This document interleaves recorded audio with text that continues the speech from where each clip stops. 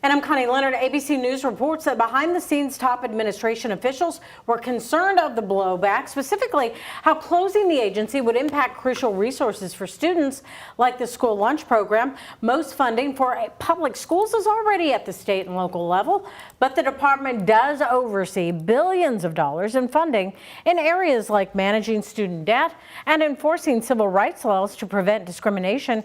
Despite not signing the executive order, Democrats say they believe the administration will still plow forward. We may not know when, but we absolutely do know Trump is preparing to ask the Department of Education to slam every door they can in the face of our students. Now, President Trump has long criticized the department, which employs more than 4,000 people and spent $251 billion last year. If the administration eventually goes forward with this order, Congress would have to approve the closure of the agency that created it. Now, educators across the region are reacting to that question. What will happen if the Department of Education is dismantled? Despite the delay we're telling you about here tonight, Donald Trump has made it clear it's a top priority for him to get rid of it. Alexandra Goldberg met with several school districts today to get reaction. What did you hear? Were they even encouraged at all by this slight delay, or do they really know what's coming in the end? Yeah, Doug, Connie, I learned that just about 19% of Jefferson County public school funding comes from the federal government. Educators I spoke with today told me that this money funneled into schools from the U.S. Department of Education is what keeps some programs afloat.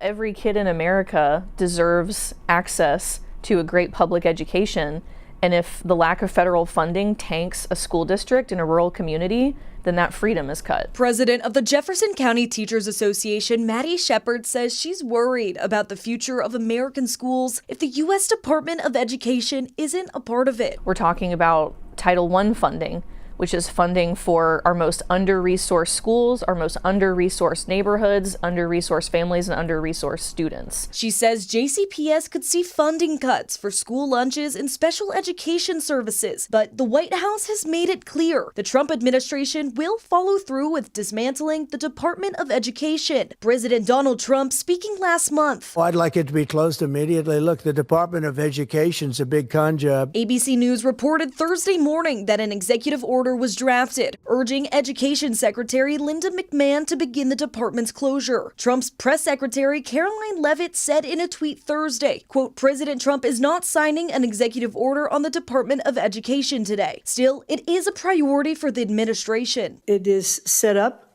by the United States Congress, and we work with Congress.